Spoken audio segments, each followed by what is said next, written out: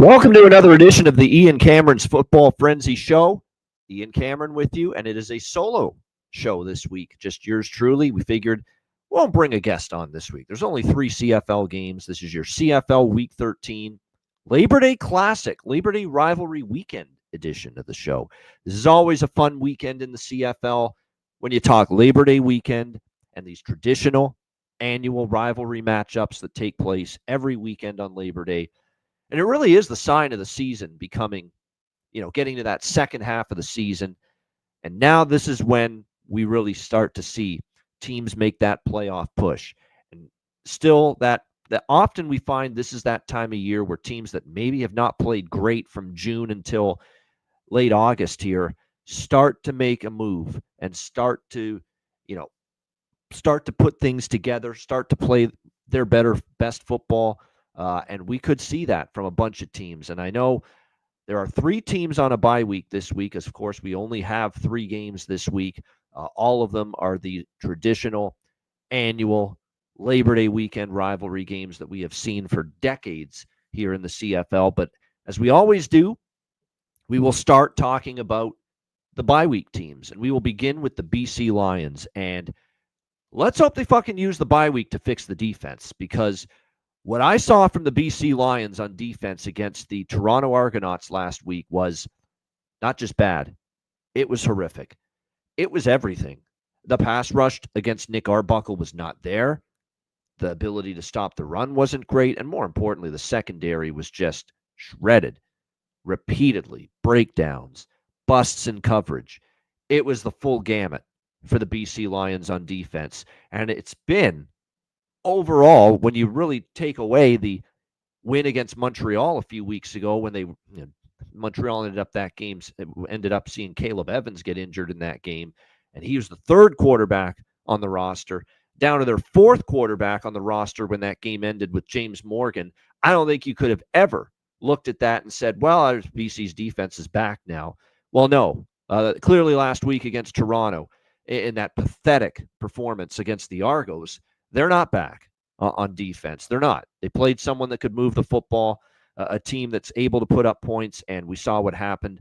52 points for the Toronto Argonauts against that BC defense. That's the unit that's holding BC back.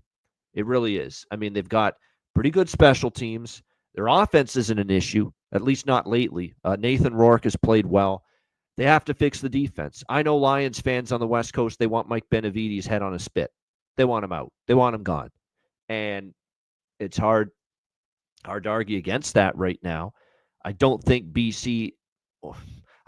Buck Pierce, if you put this coaching staff together his first year, I don't think he's all that enthusiastic about firing his defensive coordinator midway through his first season on the job. I don't think it's going to happen. If there's a change at DC, I think it's going to be the end of the season or after the season ends. But nevertheless, something has to be done.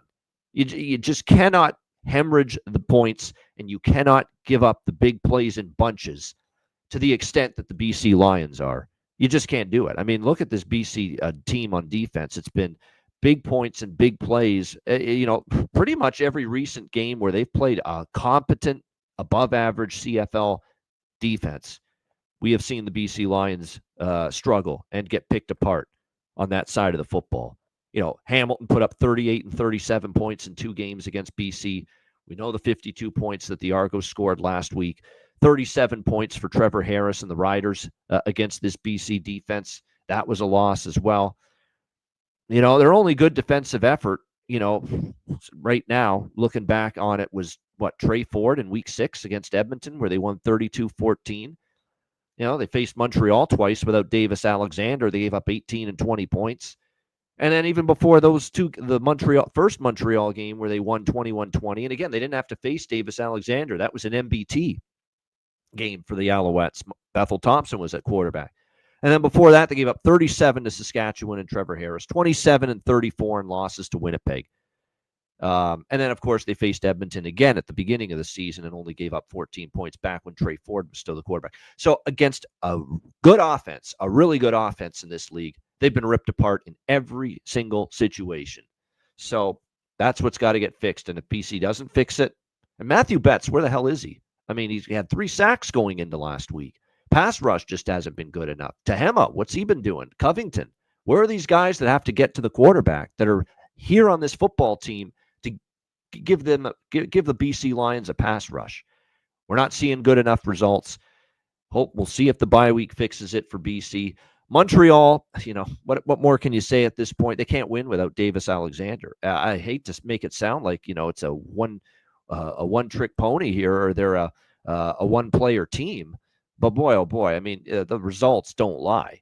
Without Davis Alexander at quarterback here for the Montreal Alouettes, we have seen them go 1-4 straight up and against the spread since Davis Alexander's injury against Toronto back in mid-July. And the only win was against Calgary on the road. And a good Calgary team, but P.J. Walker ended that game at quarterback for Calgary because Vernon Adams got injured. So even that one Montreal win without Davis Alexander, I'd maybe put a little bit of a asterisk beside it. And then after that game, bombed 34-6 by Saskatchewan.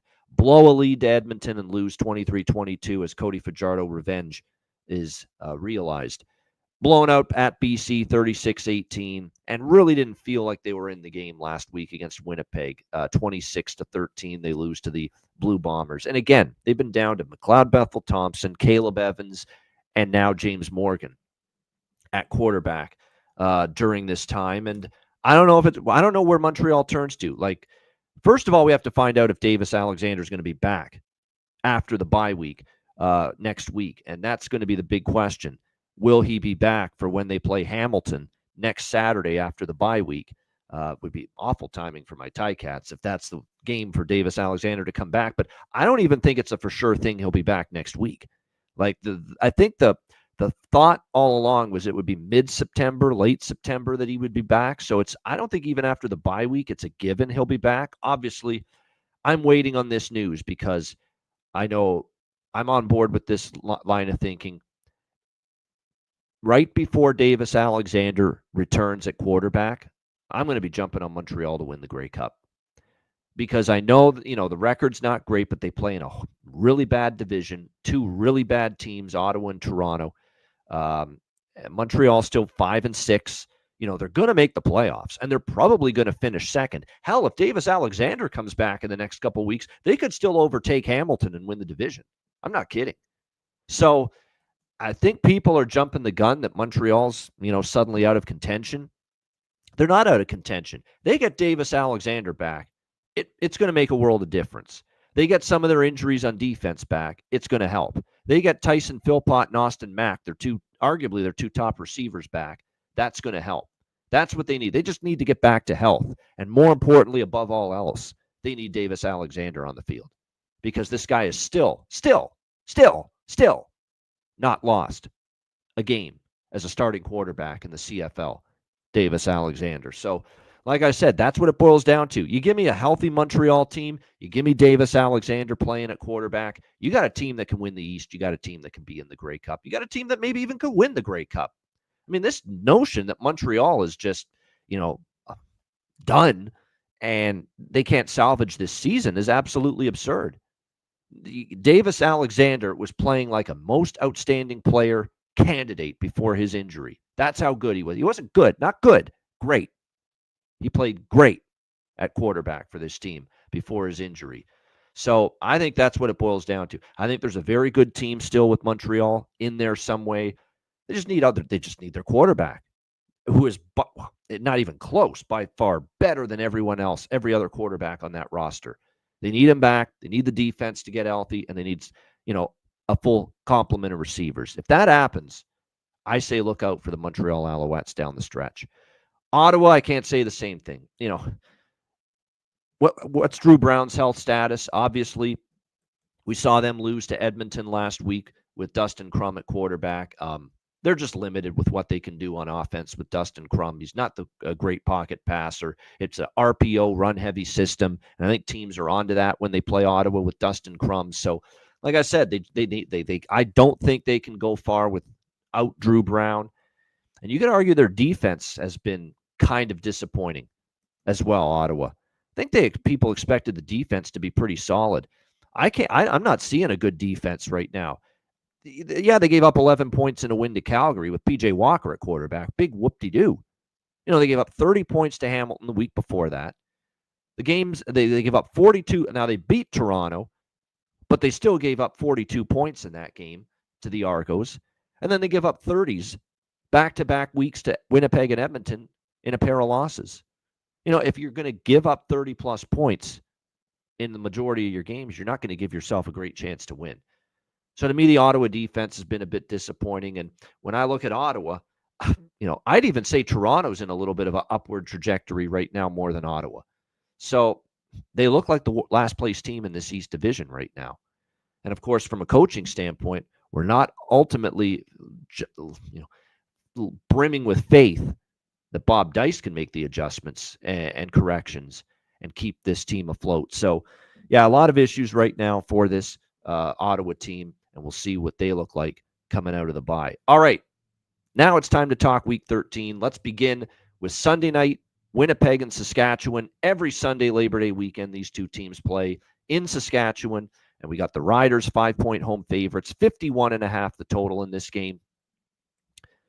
So from a spot perspective, I would expect Saskatchewan to be fully focused, dialed in, coming off a dismal performance against Calgary. It was a dismal second half. I thought the first half they played okay, but they didn't move the football in the second half. It was 3-and-out punt.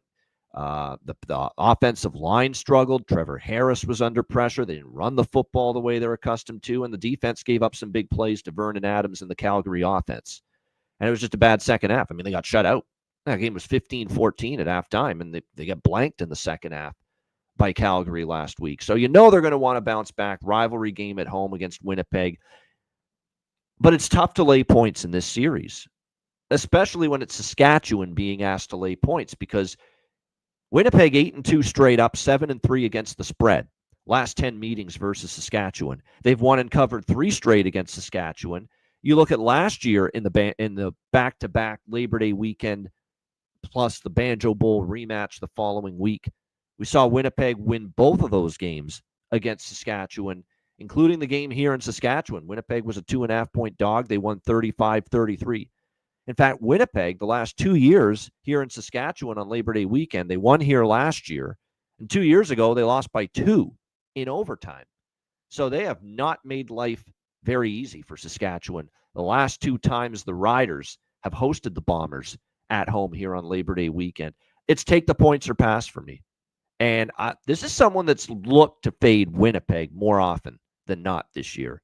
But the fact remains, Zach Collaros is playing well enough, better the last few weeks. I thought he played a really good game against Montreal. I thought he made some real good passes, tight windows. Brady Oliveira is starting to get back to running the football the way we know he can. And a big part of that is the O-line's been blocking up front better for him. That's been a key. The defense is still my worry. And I don't know if giving up 13 points to James Morgan in Montreal shows me that Winnipeg's defense is back, kind of like what I thought with BC after they held Montreal to 18 points. Any defense is going to look good with the Alouettes' current situation on offense. So I still have my worries about that secondary. The good news is up front, Willie Jefferson's been more noticeable lately. We're starting to see the old Willie Jefferson getting to the quarterback. When he doesn't get to the quarterback, as they teach all great pass rushers and edge rushers, get your hands up, knock the ball down. He is unbelievable. It's ridiculous how good he is with pass breakups, how he just times his jump well. And if he doesn't get to the quarterback, his hands are up and he's looking to knock down the pass. He has just become a master at that in his CFL career. So that's the good news for Winnipeg. I just don't feel comfortable. Look, I know Saskatchewan's going to be in a foul mood after last week. I get it. But I didn't think they'd be laying this many points. Not this many. They get 3. I'd look to 3 or less. I'd look to Saskatchewan in this spot. This opened as high as Saskatchewan -6. So there's actually been some Winnipeg money. It's difficult for me to lay this many points against Winnipeg when Winnipeg has really, really controlled the series head-to-head versus Saskatchewan. Saskatchewan has not beaten this team by margin very often. Like I said, Saskatchewan's only beaten Winnipeg twice in the last 10 meetings head-to-head. And there was a 19-9 win in July of last year, early in the season. And then there was that Labor Day weekend victory 2 years ago in Saskatchewan, 32-30. So I like Winnipeg here at plus the points. It's certainly Winnipeg or pass for me. I like the over a little bit. I mean, we've seen 2 of the last 3 meetings go over. 2 straight meetings here on Labor Day weekend at Mosaic have gone over. We had a 32-30 overtime game 2 years ago, Labor Day weekend here, and it was 35-33 last year here on Labor Day weekend. And I still don't trust the Winnipeg secondary. So I think Trevor Harris and that receiving core. Who knows if we see Ajo, who just got re-signed by Saskatchewan. He got cut in the NFL. He's back. And if he's able to play this week, you know how good that chemistry was with him and Trevor last year when he was a member of the Riders. So Ajo back in the fold for the Saskatchewan Roughriders here. That would be big for their offense. And we know Robustelli and Tommy Neild, Duncan Busby. You know, we'll see if Sam Emilus comes back here for Saskatchewan in this game. Sean Bain's been banged up. We'll see if he plays. But like I said, I think both teams can move the football here. Saskatchewan's defense, here's the thing with Saskatchewan's defense. I think it's still great. But, you know, mobile quarterbacks are Bo Levi Mitchell was not mobile. McLeod Bethel Thompson was not mobile. And they shut those teams down. They struggled last week. Vernon can move. Zach is not the mobile quarterback he once was, Zach Collaros, but he has been more willing to run the football the last couple of games. I've noticed it. He's taken off and he's run with the football more than he has the last few years, and you need that against a very aggressive Corey Mace defense. So I think both teams will move it over the total. Winnipeg or pass from a side perspective. All right, let's go to Monday. The annual traditional Labor Day Monday doubleheader starts at Hamilton Stadium, where I will be Monday afternoon for the Toronto Argonauts and the Hamilton Tiger Cats. Ticats 6-point home favorites, 56.5 the total. This is the square play of the weekend, if you want to call it that. I don't even care. But how's this game not go over the total? And these two offenses, and quite honestly, these two defenses. Nick Arbuckle and the Argos offense really has not been the issue. They have scored 31 or more points now, 4 of the last 5 games. 31 or more, and yet they've only won 2 of those 5 games, 2 and 3 in those 5 games where they've scored 31 plus. The offense isn't the problem. Nick Arbuckle continues to sling the rock. He's got good enough receivers. We're seeing it on a weekly basis. DeMonte Coxey out last week. We'll see if he returns this week, but they've still got Brissett. And how about the emergence of Jake Herslow? Wow, this kid has come on for Toronto and given them a bona fide weapon at receiver for Nick Arbuckle as well. He's been great lately. Hamilton's defense still a bit of a shaky group. They have given up at least 28 points. And that's Toronto's defense has given up at least 28 points in 4 straight games. But Hamilton's defense has given up 24 points in 4 straight games as well. Now, they do have the bye week. I like the spot. Hamilton off 2 back-to-back losses. Tough loss in overtime at home against BC. And then they get ripped by Saskatchewan 29-9 right before the bye week. A lot of mistakes. Offense sputtered. Defense struggled. Definitely a great Hamilton spot. They have owned Toronto. Milanovic has gotten the better of Dinwiddie in the coaching matchup since the beginning of last year when Scott Milanovic took over as head coach of the Hamilton Ticats. Hamilton 4-0 straight up, 4-0 against the spread against Toronto since the beginning of last year. 3 of those 4 games have gone over the total. So I was thinking, though, with Hamilton's defense still a bit of a suspect group, and Toronto's offense is lethal right now and explosive and playing pretty well. The idea of laying 6, even though I think it's a clear bet on spot for Hamilton in this game. I don't know if I love the idea of laying 6 with Hamilton. You know, if you like teasers in the CFL, I don't. But if you do, you know, Hamilton down to pick them in a 6-point teaser, I could see, or put them in a money line parlay. But I just don't know if I want to lay almost 7 with Hamilton. They could win this game by at least a touchdown. I would lean Hamilton at -6, but Hamilton team total could be an option. But the bet that really caught my interest here, because I could see them come out strong, take the lead. Maybe Toronto, makes it interesting, but I think ultimately Hamilton wins the game. Will they win by 6 or more? That becomes the big question.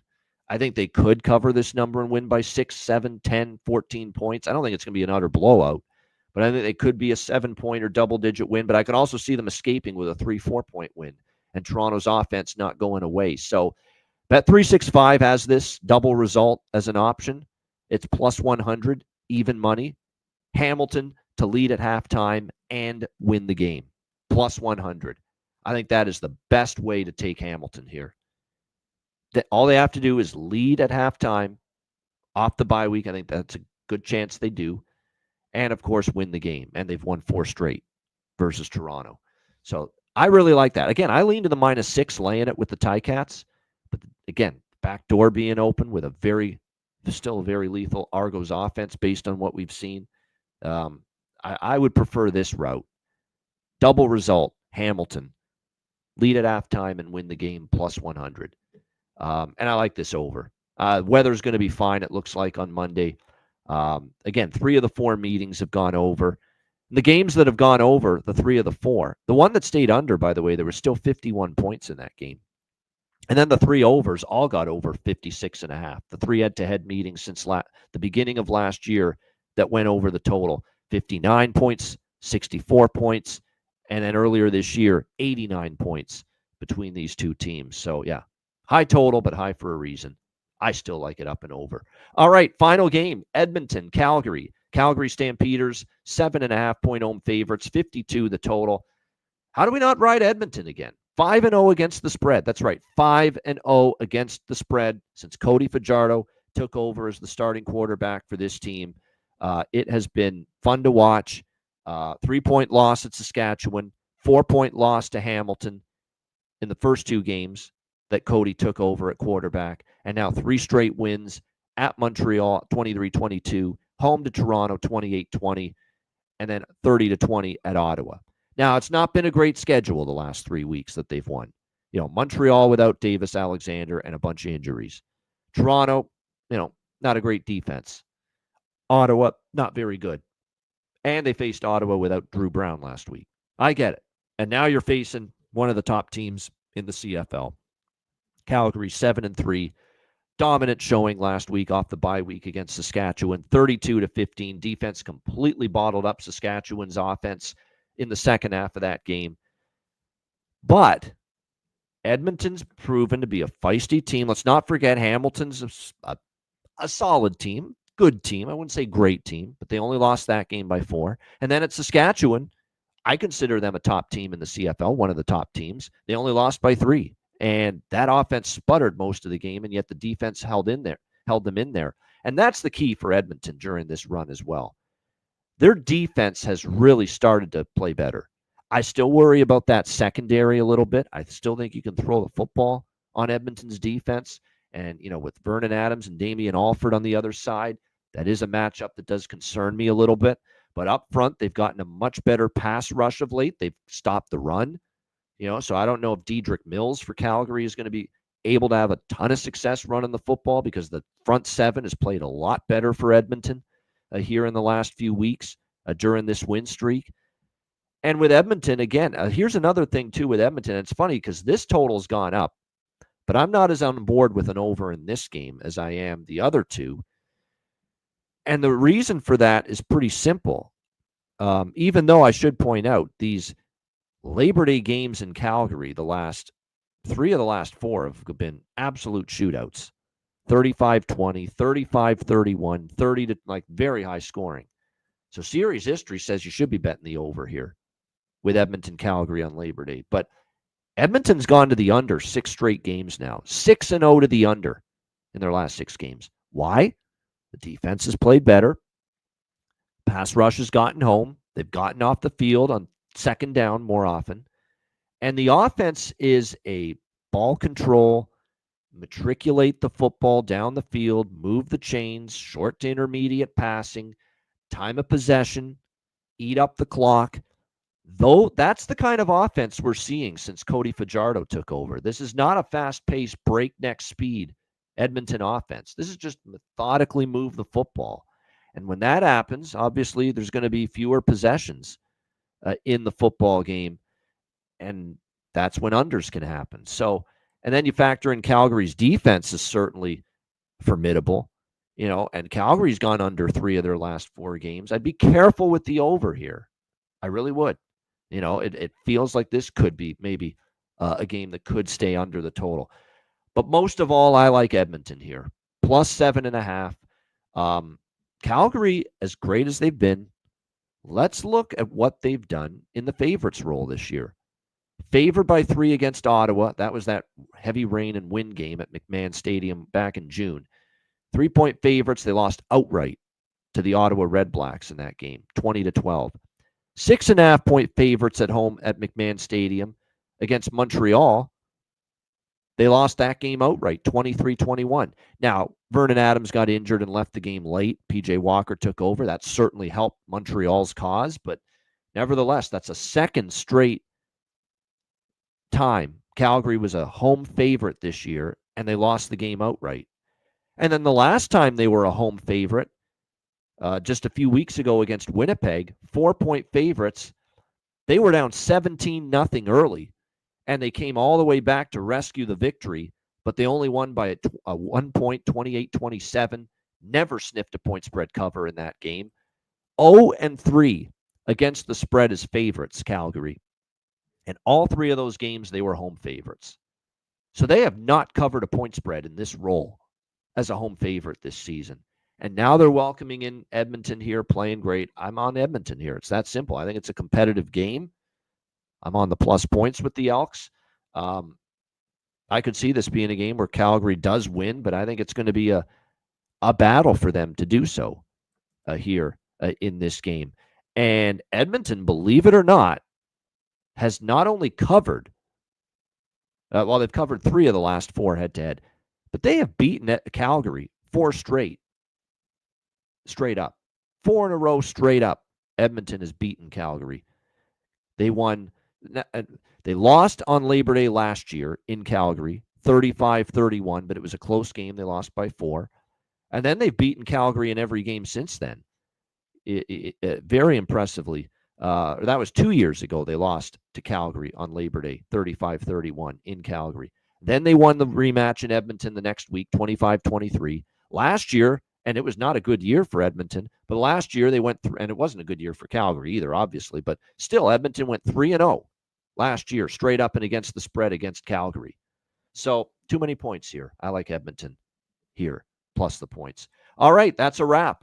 Shout out to everyone for tuning in. Hit the like button. Appreciate it very much. Best bet for CFL Week 13 here on Ian Cameron's Football Frenzy. We're going right back to the game we just talked about. Too many points. Calgary's 0-3 against the spread as favorites, and all of them as home favorites here at McMahon Stadium. Edmonton keeps this one competitive. Edmonton Elks plus 7.5 against Calgary on Labor Day Monday for my best bet here for CFL Week 13 on Ian Cameron's Football Frenzy. That's a wrap. Shout out to everyone for tuning in. As always, hit the like button. On the way out, I'm Ian Cameron. Enjoy Labor Day weekend and the CFL Week 13 action, and good luck. And I'll be back next week for another CFL edition of Ian Cameron's Football Frenzy.